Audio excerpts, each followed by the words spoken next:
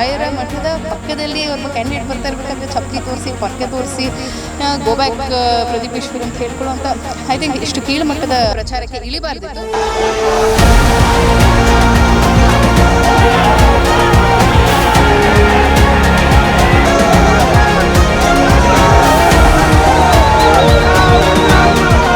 ಬರೀ ಕಾಲಲ್ಲಿ ನಡೀತಾ ಇದ್ದಾರೆ ಸಮರ್ಥ ಶಾಮನೂರವರು. ನಾನು ಅವ್ರನ್ನ ಕೇಳಿದೆ, ಬರೀ ಕಾಲಲ್ಲಿ ಯಾಕೆ ನಡೀತಾ ಇದ್ದೀರಿ, ಏನಕ್ಕೆ, ಏನಿದ್ರೆ ಹಿಂದೆ ಅಂತ ಕೇಳಿದಾಗ, ಇಲ್ಲ ರೀ, ಇದು ನಾನು ನನ್ನ ಕ್ಷೇತ್ರದ ಜನರಿಗೆ ತೋರಿಸ್ತಾ ಇರುವಂಥ ಒಂದು ಗೌರವ, ಹಾಗಾಗಿ ನಾನು ಬರೀ ಕಾಲಲ್ಲಿ ನಡೆದು ನಾನು ಈ ಚುನಾವಣೆಯನ್ನು ನಡೆಸ್ತೀನಿ ಅಂತ ಹೇಳಿದ್ರು.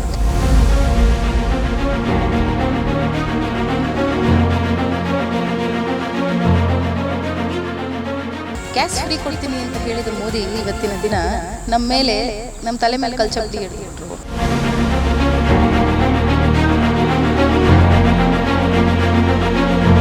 ಇಡೀ ದೇಶದಲ್ಲಿ ಎಲ್ಲೂ ಕೂಡ ಓರ್ವ ಮುಸ್ಲಿಂ ಅಭ್ಯರ್ಥಿಗಾಗಲಿ ಅಥವಾ ಅಲ್ಪಸಂಖ್ಯಾತರಿಗಾಗಲಿ ಟಿಕೆಟ್ ಕೊಡೋದಕ್ಕೆ ಯೋಗ್ಯತೆ ಇಲ್ಲದೆ ಇರುವಂಥ ಬಿಜೆಪಿಯವರು ಕಾಂಗ್ರೆಸ್ನಲ್ಲಿ ಮುಸ್ಲಿಮರಿಗೆ ಟಿಕೆಟ್ ಕೊಟ್ಟಿಲ್ಲ ಅಂತ ಮಾತಾಡ್ತಾ ಇದ್ದಾರೆ ಅಂತಂದರೆ ಇದಕ್ಕಿಂತ ವಿಪರ್ಯಾಸ ಅಥವಾ ಇದಕ್ಕಿಂತ ನಗೆಪಾಟು ಈ ದೇಶದ ರಾಜಕಾರಣದಲ್ಲಿ ಇನ್ನೊಂದು ಇರೋದಕ್ಕೆ ಸಾಧ್ಯ ಇಲ್ಲ.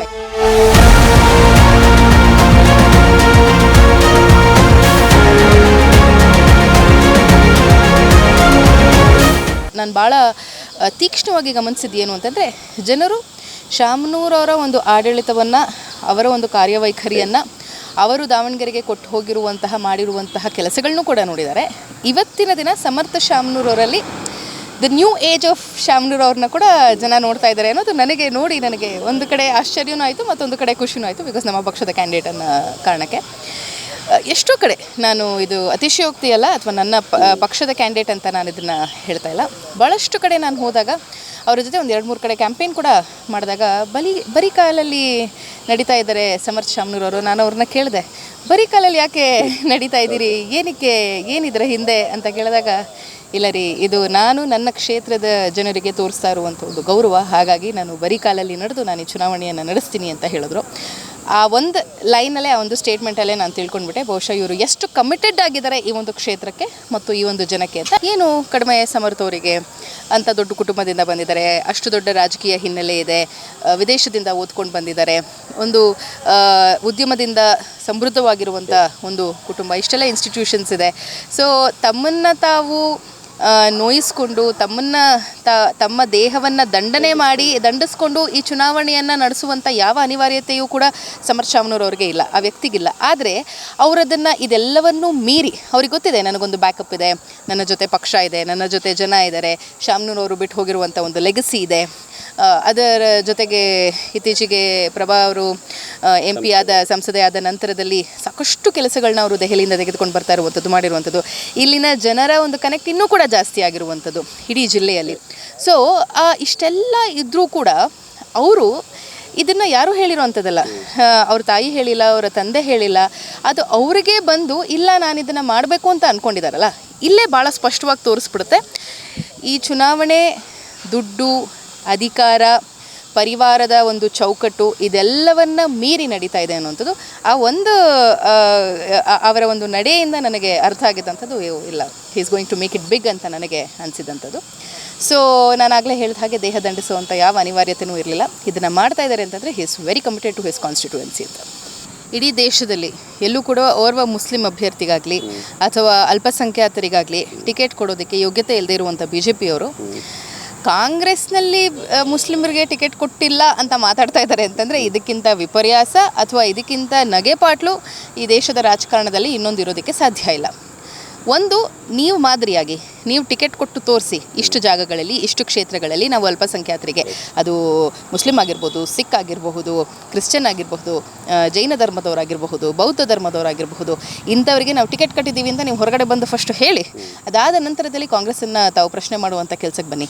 ಒಂದು ಅಂತೂ ಭಾಳ ಸ್ಪಷ್ಟ, ಎಷ್ಟೋ ಕಡೆ ಮುಸ್ಲಿಂ ಬಾಹುಳ್ಯ ಕ್ಷೇತ್ರಗಳಿದ್ದರೂ ಕೂಡ ಗೆಲ್ಲುವಂಥ ಸಾಧ್ಯತೆಗಳು ಕಡಿಮೆ ಇರುತ್ತೆ, ಪ್ರಾಬಬಿಲಿಟಿ ಕಡಿಮೆ ಇರುತ್ತೆ. ಅಂಥ ಸಮಯದಲ್ಲಿ ನಾವು ಪಕ್ಷವಾಗಿ ಏನು ಮಾಡ್ತೀವಿ, ಗೆಲ್ಲುವಂಥ ಅಭ್ಯರ್ಥಿಗೆ ಟಿಕೆಟ್ ಕೊಡ್ತೀವಿ. ಆದರೆ ಅವರ ರೆಪ್ರೆಸೆಂಟೇಷನ್ ಅಂದರೆ ಆ ಸಮುದಾಯದ ರೆಪ್ರೆಸೆಂಟೇಷನ್ ಅಸೆಂಬ್ಲಿಯಲ್ಲಿ ಅಥವಾ ಪರಿಷತ್ನಲ್ಲಿ ಇರಬೇಕು ಅನ್ನೋ ಕಾರಣಕ್ಕೆ ಅವರನ್ನು MLCಗಳನ್ನಾಗಿ ಮಾಡ್ತೀವಿ, ಬೋರ್ಡ್ ಚೇರ್ಮನ್ಗಳನ್ನಾಗಿ ಮಾಡ್ತೀವಿ, ಅವರನ್ನು ಇಲ್ಲಾಂದರೆ ಸಂಸತ್ತಿಗೆ ಕಳಿಸುವಂಥ ಕೆಲಸ ಮಾಡಿದ್ದೀವಿ. ರಾಜ್ಯಸಭೆಗೆ ನಾವು ನಜೀರ್ ಹುಸೇನ್ ಅವ್ರನ್ನ ಕಳಿಸಿರುವಂಥ ಕೆಲಸಗಳನ್ನ ಮಾಡಿದ್ದೀವಿ. ಜಬ್ಬಾರ್ ಅವ್ರನ್ನ 3 ಸತಿ ನಾವು ಪರಿಷತ್ತಿಗೆ ಕರ್ಕೊಂಬರುವಂಥ ಒಂದು ಕೆಲಸ ಮಾಡಿದ್ದೀವಿ. ಇಂಥ ಯಾವ ಒಂದು ಕಾರ್ಯ BJP ಅವರಿಂದ ಆಗಿದೆ ಅಂತ ಅದು ಈ ಚುನಾವಣೆಯಲ್ಲಿ ದಾವಣಗೆರೆ ಬೈ ಎಲೆಕ್ಷನಲ್ಲಿ ಅವ್ರು ಮಾತಾಡ್ತಾ ಇದ್ದಾರೆ. ನನಗೆ ಗೊತ್ತಿಲ್ಲ, ಏನಾಗಿಲ್ಲ. BJP ಅವರಿಗೆ ನೈತಿಕತೆ ಇಲ್ಲ, ಈ ಬಗ್ಗೆ ನೈತಿಕ ಹಕ್ಕೇ ಇಲ್ಲ ಅವ್ರಿಗೆ ಮಾತಾಡೋದಕ್ಕೆ. ಈಗ ಒಂದು ಬೇರೆಯವರ ಮನೆಗೆ ಕಲ್ಲು ಹೊಡೆಯೋ ಮುಂಚೆ ತಾನು ಗಾಜಿನ ಮನೆಯಲ್ಲಿ ಇದ್ದೀನಿ ಅನ್ನೋದನ್ನು ಮರಿಬಾರ್ದು. ಅವರು ಅದನ್ನು ಮರೆತು ಮಾತಾಡ್ತಾ ಇದ್ದಾರೆ. ಅದು ಚುನಾವಣೆಯಲ್ಲಿ ಅವರ ಗಾಜು ಹೇಗೆ ಪುಡಿ ಪುಡಿ ಆಗುತ್ತೆ ಅನ್ನೋದನ್ನು ನೀವು ನೋಡ್ತೀರಿ, ರಾಜ್ಯದ ಜನತೆ ಕೂಡ ನೋಡುತ್ತೆ. ಚಪ್ಪಾಳೆ ತಟ್ಟೋದ್ರ ಮೂಲಕ ವಿಜೇಂದ್ರ ಅವರ ಹೇಳಿಕೆಯನ್ನು ಸ್ವಾಗತಿಸ್ತೀನಿ. ಯಾಕೆ ಅಂತಂದರೆ ಮಾಜಿ ಮುಖ್ಯಮಂತ್ರಿಗಳಾದಂತಹ ಯಡಿಯೂರಪ್ಪನವರ ಮನೆಯಲ್ಲಿ ಯಡಿಯೂರಪ್ಪನವರು ಬಿಟ್ಟು ಇನ್ಯಾರು ಪಕ್ಷದಲ್ಲಿ ಇಲ್ಲವೇ ಇಲ್ಲ BJPಯಲ್ಲಿ, ಗೊತ್ತಾ. ಅವರ ರಾಘವೇಂದ್ರ ಯಡಿಯೂರಪ್ಪನವರು ಸಂಸದರು, ಆದರೆ ಅವ್ರಿಗೂ ಯಡಿಯೂರಪ್ಪನವ್ರಿಗೂ ಪಾಪ ಯಾವ ಸಂಬಂಧನೂ ಇಲ್ಲ. ಅವರ 2ನೇ ಮಗ ಅಂತ ಕರೆಸ್ಕೊಳ್ಳುವಂತಹ ವಿಜೇಂದ್ರ ಯಡಿಯೂರಪ್ಪನವರು BJPಯ ರಾಜ್ಯಾಧ್ಯಕ್ಷರು, ಆದರೆ ಅವ್ರಿಗೂ ಮತ್ತು ಯಡಿಯೂರಪ್ಪನವ್ರಿಗೂ ಪಾಪ ಯಾವ ಸಂಬಂಧನೂ ಇಲ್ಲ. ಇಲ್ಲಿ ಬಂದು ಕುಟುಂಬ ರಾಜಕಾರಣದ ಬಗ್ಗೆ ಮಾತಾಡ್ತಾ ಇದ್ದಾರೆ. ಯಡಿಯೂರಪ್ಪನವರು ತಮ್ಮ ಸ್ಥಾನವನ್ನು ಕಳ್ಕೊಳ್ಳೋಕ್ಕೆ ಪ್ರಮುಖ ಕಾರಣ ಯಾರಾದರೂ ಇದ್ದರು ಅಂತಂದರೆ ಶ್ಯಾಡೋ CM ಆಗಿ ನಿಂತ್ಕೊಂಡು ಕೆಲಸ ಮಾಡ್ತಾ ಇದ್ದಂಥ ವಿಜೇಂದ್ರ ಅವರು ಅನ್ನೋದನ್ನು ಗಲ್ಲಿಯಿಂದ ಡೆಲ್ಲಿ ತನಕ ಯಾರು ನಾಯಕರನ್ನು ಕೇಳೋದು ಬೇಡ, ಚಿಕ್ಕ ಮಕ್ಕಳನ್ನು ಕೂಡ ಕೇಳಿದ್ರು ಹೇಳ್ತಾರೆ. ಇದಕ್ಕೆ ನೇರವಾದ ಹೊಣೆ ವಿಜೇಂದ್ರ ಅವರು. ಅವರ ಒಂದು ಆಡಳಿತದಲ್ಲಿ ಅವರ ಹಸ್ತಕ್ಷೇಪ ಆಗಿರಬಹುದು, ಅವರ ದಬ್ಬಾಳಿಕೆ ಆಗಿರಬಹುದು, ಇದನ್ನು ತಡೆಯೋಕ್ಕಾಗ್ದಿರ ಡೆಲ್ಲಿ ಹೈಕಮಾಂಡು ಯಡಿಯೂರಪ್ಪನವ್ರನ್ನ ಕೆಳಗಿಳಿಸಿ ಬಸವರಾಜ ಬೊಮ್ಮಾಯಿ ಅವ್ರನ್ನ ಮುಖ್ಯಮಂತ್ರಿ ಮಾಡಿದರು ಅಂತ.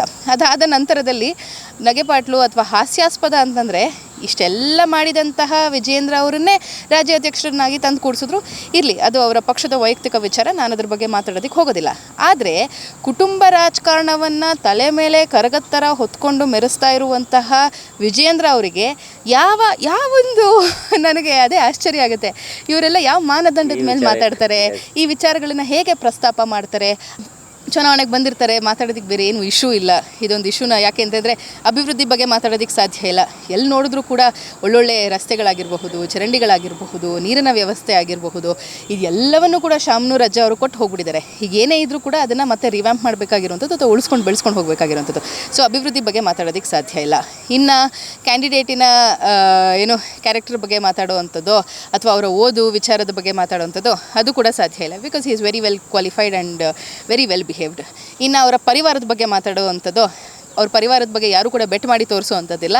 ಅಷ್ಟು ದೊಡ್ಡ ಪರಿವಾರವಾದರೂ ಕೂಡ, ರಾಜಕೀಯದಲ್ಲಿ ತೊಡಗಿಸ್ಕೊಂಡಿದ್ರು ಕೂಡ ತಮ್ಮನ್ನು ತಾವು ಸನ್ನಡತೆಯಿಂದ ಹೇಗೆ ಬದುಕಬೇಕು ಅನ್ನೋದನ್ನು ಇಡೀ ರಾಜ್ಯದಲ್ಲಿ ರಾಜಕೀಯ ಪರಿವಾರಗಳಿಗೆ ಅವರು ಮಾದರಿಯಾಗಿರುವಂಥದ್ದು. ಸೊ ಅದ್ರ ಬಗ್ಗೆ ಕೂಡ ಮಾತಾಡೋದಕ್ಕೆ ಸಾಧ್ಯ ಇಲ್ಲ. ಇನ್ನು ಏನಾದರೂ ಒಂದು ಇಶ್ಯೂ ಬೇಕಲ್ಲ ಪಾಪ ವಿಜೇಂದ್ರ ಅವ್ರಿಗೆ ಮಾತಾಡೋದಕ್ಕೆ. ಎಲ್ಲಿ ಹುಡುಕಿದ್ರು ಅಗದು ಬಗದ್ರು ಅವ್ರಿಗೇನು ಸಿಗ್ತಾ ಇಲ್ಲ. ಕೊನೆಯದಾಗಿದೊಂದು ಸಿಕ್ಕಿದೆ, ಮಾತಾಡಿದ್ದಾರೆ. ಆದರೆ ಜನಕ್ಕೆ ಅರ್ಥ ಆಗಿದೆ. ಪಕ್ಕದಲ್ಲಿ ದಾವಣಗೆರೆ ಶಿವಮೊಗ್ಗ ಭಾಳ ಏನು ದೂರ ಇಲ್ಲ. ಸೊ ಭಾಳಷ್ಟು ಜನ ಬೀಗ್ತನಾಗಿ ಮಾಡ್ಕೊಂಡಿರುವಂಥ ಜಿಲ್ಲೆಗಳಿದು, ಅಕ್ಕಪಕ್ಕ ಜಿಲ್ಲೆಗಳು. ಸೊ ಶಿವಮೊಗ್ಗದಲ್ಲಿ ನಡೀತಾ ಇರುವಂಥ ಬೆಳವಣಿಗೆಗಳು, ಅವರ ಮನೆಗಳಲ್ಲಿ ಏನಾಗಿದೆ ಅನ್ನೋದನ್ನು ದಾವಣಗೆರೆ ಜಿಲ್ಲೆಯವರು ಗಮನಿಸಿದ್ದಾರೆ. ಇದನ್ನು ಜನ ಒಪ್ಕೊಳ್ಳೋದಿಲ್ಲ ಅಥವಾ ಜನ ಇದ್ರ ಬಗ್ಗೆ ತಲೆನೂ ಕೆಡಿಸ್ಕೊಂಡಿಲ್ಲ. ಇಲ್ಲ, ಚುನಾವಣಾ ರಾಜಕೀಯ ಈ ಹಂತಕ್ಕೆ ಇಳಿಬಾರ್ದು ಅಂತ ನಾನು ಕೇವಲ ರಾಜಕಾರಣಿಯಾಗಷ್ಟೇ ಅಲ್ಲ, ಪತ್ರಕರ್ತೆಯಾಗೂ ಕೂಡ ಹೇಳ್ತೀನಿ. ಯಾಕೆಂತಂದರೆ ನೀವು ಚುನಾವಣೆ ಅನ್ನುವಂಥದ್ದು ಗೆಲುವು ಸೋಲಿವಿಗೆ ಒಂದು ಮಾನದಂಡ. ನೀವು ಗೆದ್ದ ನಂತರದಲ್ಲಿ ಏನು ಮಾಡ್ತೀರಿ, ಅಥವಾ ನೀವು ಒಂದು ವೇಳೆ ಸೋತ್ರೆ ನಿಮ್ಮ ಭರವಸೆಗಳನ್ನ ತಾವು ಈಡೇರಿಸೋದಕ್ಕೆ ವಿರೋಧ ಪಕ್ಷದಲ್ಲಿದ್ದರೂ ಕೂಡ ಅಥವಾ ಸೋತರೂ ಕೂಡ ತಾವು ಹೇಗೆ ಜನರ ಜೊತೆ ಸಂಪರ್ಕದಲ್ಲಿ ಇರ್ತೀರಿ ಅನ್ನುವಂಥದ್ದು. ಇದು ಬದುಕನ್ನು ಬದಲಾಯಿಸುವಂಥ ಚುನಾವಣೆಗಳ ಅಥವಾ ಇದು ಜನರನ್ನು ತಪ್ಪುದಾರಿಗೆ ಹೇಳ್ಕೊಂಡು ಹೋಗುವಂಥ ಒಂದು ಮಾನದಂಡ ಆಗಬಾರ್ದು ಚುನಾವಣೆ ಅನ್ನುವಂಥದ್ದು. ಅದು ಈ ಬಾರಿ ಎಸ್ಪೆಷಲಿ ದಾವಣಗೆರೆಯಲ್ಲಿ ನಾನು ನೋಡ್ತಾ ಇರುವಂಥದ್ದು ನನಗೆ ಭಾಳ ಬೇಸರ ತರ್ತಾ ಇರೋದು. ಬಿಕಾಸ್ ದಾವಣಗೆರೆಯಲ್ಲಿ ಚುನಾವಣೆ ಅಂತಂದರೆ ಭಾಳ ಸ್ಮೂತ್ ಎಲೆಕ್ಷನ್ಸ್ ನಡೆದಿರುವಂಥದ್ದು. ಇಡೀ ಕರ್ನಾಟಕದಲ್ಲಿ ಚುನಾವಣೆಗಳು ಒಂದು ಥರ ನಡೆದ್ರೆ ಮಧ್ಯದಲ್ಲಿ ಯಾವಾಗಲೂ ಹೇಳ್ತೀವಿ our core should be balanced ಅಂತ. ಸೊ ಹಾಗಾಗಿ ಮಧ್ಯದಲ್ಲಿ ಒಂದು ಸಮತೋಲನವನ್ನು ಕಾಯ್ದಿರಿಸ್ಕೊಂಡಿದ್ದಂಥದ್ದು ದಾವಣಗೆರೆ. ಸೊ ದಾವಣಗೆರೆಯ ಚುನಾವಣೆಯಲ್ಲಿ ಓರ್ವ ಶಾಸಕ ಬಂದು ಪ್ರಚಾರದಲ್ಲಿ ನಿರತಗೊಂಡಾಗ ಚಪ್ಪಲಿಯನ್ನು ತೋರಿಸಿ BJP, ಅದು ಸುಸಂಸ್ಕೃತ ಪಕ್ಷ BJP, ಭಾರತ ಮಾತೆಯನ್ನು ತಾಯಿ ಅಂತ ಕರೆಯುವಂಥ BJP, ಚಪ್ಪಲಿ ತೋರಿಸಿ, ಅದು ದೇವಸ್ಥಾನದ ಪಕ್ಕದಲ್ಲಿ, ರಾಯರ ಮಠದ ಪಕ್ಕದಲ್ಲಿ ಒಬ್ಬ ಕ್ಯಾಂಡಿಡೇಟ್ ಬರ್ತಾ ಇರಬೇಕಾದ್ರೆ ಚಪ್ಪಲಿ ತೋರಿಸಿ, ಪರ್ಕೆ ತೋರಿಸಿ, ಗೋ ಬ್ಯಾಕ್ ಪ್ರದೀಪ್ ಈಶ್ವರ್ ಅಂತ ಹೇಳ್ಕೊಳ್ಳುವಂಥ ಐ ಥಿಂಕ್ ಇಷ್ಟು ಕೀಳು ಮಟ್ಟದ ಪ್ರಚಾರಕ್ಕೆ ಇಳಿಬಾರ್ದಿತ್ತು. ಆದರೆ ಏನು ಮಾಡೋಕ್ಕಾಗಲ್ಲ, ಇಳಿದು ಬಿಟ್ಟಿದ್ದಾರೆ. ಎಸ್ಪೆಷಲಿ ಇದಕ್ಕೆ ಮಾಜಿ 2 ಬಾರಿ ಸೋತು ಅವರಿಗೆ ಅವರ ಸಮತೋಲನವನ್ನು, ಹತಾಶೆಯನ್ನು ಈ ರೀತಿ ಅಜಯ್ ಕುಮಾರ್ ಅವರು ವ್ಯಕ್ತಪಡಿಸ್ತಾ ಇದ್ದಾರೆ ಅಂತ ನನಗನ್ಸುತ್ತೆ. 2023 ಚುನಾವಣೆಯಲ್ಲಿ ನಾನು ಪತ್ರಕರ್ತೆಯಾಗಿ ಭಾಳಷ್ಟು ಭಾಗಗಳಲ್ಲಿ ಪ್ರಯಾಣಿಸಿದ್ದೆ. ಗೊತ್ತಿತ್ತು ಎಲ್ಲೋ ಒಂದು ಕಡೆ BJP ಆಡಳಿತದ ಪಕ್ಷ ಚುನಾವಣೆಯನ್ನು ಸೋಲುತ್ತೆ ಅಂತ. ಆದರೆ ನಾನು ಕೂಡ ಆ ಒಂದು 130, 140 ಅಂತ ಏನು ನಂಬರ್ ಇದೆ ಅದನ್ನು ನಾನು ಕೂಡ ಎಕ್ಸ್ಪೆಕ್ಟ್ ಮಾಡಿರಲಿಲ್ಲ. ಅಲ್ಲೇ ಕಾಣಿಸ್ತಾ ಇತ್ತು. ಬೆಂಗಳೂರಿಂದ ಕೂತು ನಮ್ಗೆ ಅರ್ಥ ಆಗ್ತಿರಲಿಲ್ಲ. ಸ್ವಲ್ಪ ನಾನು ಓಡಾಡ್ತಾ ಶುರು ಮಾಡಿದೆ. ಮೈಸೂರು ಭಾಗಕ್ಕೆ ಹೋದೆ, ಕೋಲಾರ ಭಾಗಕ್ಕೆ ಹೋದೆ, ನನ್ನ ಜಿಲ್ಲೆಯಾದ, ಆಮೇಲೆ ಚಿಕ್ಕಬಳ್ಳಾಪುರ ಈ ಕಡೆ ಎಲ್ಲ ಬಂದೆ. ಅದಾದ ನಂತರದಲ್ಲಿ ನಾನು ಡೈರೆಕ್ಟ್ ಟ್ರಾವೆಲ್ ಮಾಡಿದ್ದು ಉತ್ತರ ಕರ್ನಾಟಕದ ಭಾಗಕ್ಕೆ. ಹಾವೇರಿಗೆ ಬಂದೆ, ಹುಬ್ಳಿಗೆ ಬಂದೆ, ಬೆಳಗಾವಿಗೆ ಹೋದೆ. ಅಲ್ಲಿ ಎಲ್ಲ ಕಡೆ ಹೆಣ್ಮಕ್ಳು, ನಾನು ಯಾರನ್ನೂ ಬೇರೆಯವ್ರನ್ನ ಮಾತಾಡಿಸ್ಲಿಲ್ಲ. ಈ ಸಣ್ಣ ಪುಟ್ಟ ತರಕಾರಿ ವ್ಯಾಪಾರ ಮಾಡುವಂಥ ಹೆಣ್ಣುಮಕ್ಕಳು, ಈ ಚಿಕ್ಕ ಚಿಕ್ಕ ಕಿರಾಣಿ ಅಂಗಡಿಗಳನ್ನ ಇಟ್ಕೊಂಡಿರುವಂಥ ಹೆಣ್ಣುಮಕ್ಕಳು, ಅಥವಾ ಈ ಗಾಡಿಗಳ ಮೇಲೆ ಬಟ್ಟೆಗಳನ್ನು ಅಥವಾ ತರಕಾರಿಗಳನ್ನು, ಹಣ್ಣುಗಳನ್ನು ಮಾಡುವಂಥ ಹೆಣ್ಣುಮಕ್ಕಳು, ಹೂ ಮಾರುವಂಥ ಹೆಣ್ಣುಮಕ್ಕಳು, ಇವ್ರುಗಳ ಹತ್ರ ಸುಮ್ಮನೆ ಮಾತಾಡ್ತಾ ಹೋದೆ. ಎಲ್ಲರ ಬಾಯಲ್ಲಿ ಬಂದಂಥದ್ದು ಒಂದೇ, ಗ್ಯಾಸ್ ಫ್ರೀ ಕೊಡ್ತೀನಿ ಅಂತ ಹೇಳಿದ ಮೋದಿ ಇವತ್ತಿನ ದಿನ ನಮ್ಮ ತಲೆ ಮೇಲೆ ಕಲ್ಚಪಡಿ ಎಳೆದುಬಿಟ್ರು. ಗ್ಯಾಸ್ ಬೆಲೆಗಳು ಇಷ್ಟು ಜಾಸ್ತಿ ಆಗಿಬಿಟ್ಟಿದೆ, ಇಷ್ಟು ದುಬಾರಿ ಆಗಿಬಿಟ್ಟಿದೆ, ನಮಗೆ ತಿನ್ನೋಕ್ಕೆ ಇವತ್ತಿನ ದಿನ ಸಾಧ್ಯ ಆಗ್ತದೆ. ನಾವು ದುಡಿದು ನಾವು ಉಳಿತಾಯ ಮಾಡಿ ಅದನ್ನು ನಾವು ಸಂಪೂರ್ಣವಾದ ಸಾಮಾನು ಖರೀದಿ ಮಾಡೋದಕ್ಕೆ ಸಾಧ್ಯ ಆಗ್ತಾಯಿಲ್ಲ. 2,000 ರೂಪಾಯಿ ಕೊಡ್ತೀವಿ ಅಂತ ಹೇಳಿದ್ದಾರೆ ಕಾಂಗ್ರೆಸ್ ಸರ್ಕಾರದವರು ಗ್ಯಾರಂಟಿ ಮೂಲಕ. ಇದರಿಂದ ಬಹುಶಃ ನಮ್ಮ ಬದುಕು ಬದಲಾಗ್ಬೋದು ಅಂತ ಅನಿಸುತ್ತೆ. ನೋಡೋಣ, ಈ ಬಾರಿ ಕಾಂಗ್ರೆಸ್ಸಿಗೆ ಒಂದು ಅವಕಾಶ ಕೊಡ್ತೀವಿ ಅಂತ ನಾನು ಅವತ್ತಿನ ದಿನ ಪತ್ರಕರ್ತೆಯಾದಾಗ ಭಾಳಷ್ಟು ಜನ ಹೆಣ್ಮಕ್ಳು ಇದನ್ನು ಹೇಳಿದಂಥದ್ದು. ಆವಾಗ ನಾನು ಅರ್ಥಕೊಂಡೆ, this is a one sided election.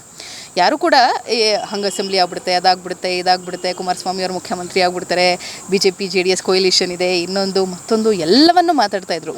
ಮಾನ್ಯ ಉಪಮುಖ್ಯಮಂತ್ರಿಗಳಾದಂತಹ ಅವತ್ತಿನ ದಿನ KPCC ಅಧ್ಯಕ್ಷರಾದಂಥ DK ಶಿವಕುಮಾರ್ ಅವರು ಹೇಳಿದರು, ಇಟ್ಸ್ 136 ಅಂತ ಅವ್ರು ನಂಬರ್ ಕೊಟ್ಟಿದ್ರು. ನಾನು ಆ ನಂಬರ್ ನೋಡಿ ಏನಕ್ಕೆ ಇವ್ರು ಹೇಳ್ತಾ ಇದ್ದಾರೆ ಅಂತ ಆ ನಂಬರ್ ಹಿಂದೆ ಬೆನ್ನತ್ತಿ ಹೋದಾಗ ನನಗೆ ಅರ್ಥ ಆಗಿದ್ದಂಥದ್ದು, ಜನರ ಬದುಕು ಎಷ್ಟು ಬವಣೆಯಲ್ಲಿದೆ, ಆ ಬವಣೆಯನ್ನು ನೀಗಿಸೋದಕ್ಕೆ ನಮ್ಮ ಗ್ಯಾರಂಟಿಗಳು ಯಾವ ರೀತಿಯಾಗಿ ಉಪಯುಕ್ತವಾಗಿದೆ ಅನ್ನೋದನ್ನು ಅವತ್ತಿನ ದಿನ ನಾನು ಅರ್ಥ ಮಾಡಿಕೊಂಡೆ.